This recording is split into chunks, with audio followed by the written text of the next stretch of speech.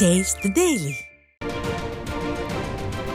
மேலும் ஒரு அண்மை செய்தி. திருவண்ணாமலை மாவட்டம் வந்தவாசியில் தொடர் மழை காரணமாக குடியிருப்பு பகுதியில் மழைநீர் தேங்கியதால் மக்களின் இயல்பு வாழ்க்கை பாதிக்கப்பட்டுள்ளது.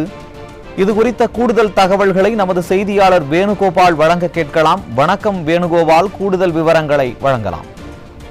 கண்டிப்பாக சுரேஷ். திருவண்ணாமலை மாவட்டம் வந்தவாசி பெட்டிநாடு தெரு மற்றும் கேவிடி நகர் விரிவு பகுதிகளில் கனமழை பெய்த காரணமாக குடியிருப்பு பகுதிகளில் மழைநீர் தேங்குவதால் பொதுமக்கள் பெரும் சிரமப்பட்டு வருகின்றனர். நகராட்சி அதிகாரிகள் நடவடிக்கை எடுக்காமல் தொடர்ந்து மெத்தன போக்கில் இருந்து வருவதாக பொதுமக்கள் குற்றம் சாட்டுகின்றனர். அதாவது வங்கக்கடலில் உருவான காற்று தாழ்வு நிலையானது காரணமாக வந்தவாசி சுற்றியுள்ள பல்வேறு பகுதிகளில் கனமழை பெய்து வருகிறது.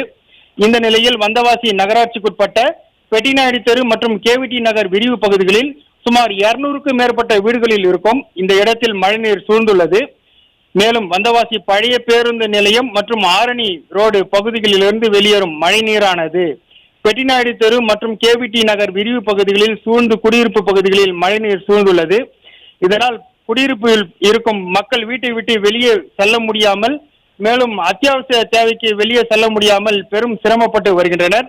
அதேபோல் குடியிருப்பு பகுதியில் மழைநீர் சூழ்ந்துள்ளதால் விஷ ஜந்துக்கள் உள்ளே வருவதாக பாதிக்கப்பட்ட மக்கள் வேதனையுடன் தெரிவிக்கிறார்கள்.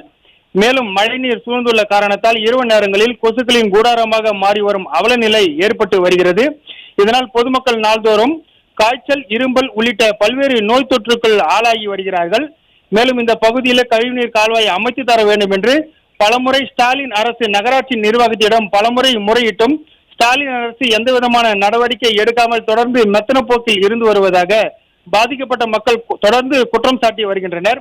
எனவே நகராட்சி நிர்வாகம் உடனடியாக நடவடிக்கை எடுத்து பெட்டிநாடு தெரு மற்றும் கேவிடி நகர் விரிவு பகுதியில் கழிவுநீர் கால்வாய் கட்டித்தர வேண்டும் என்று பொதுமக்கள் கோரிக்கை வைத்துள்ளது குறிப்பிடத்தக்கது. சுரேஷ்,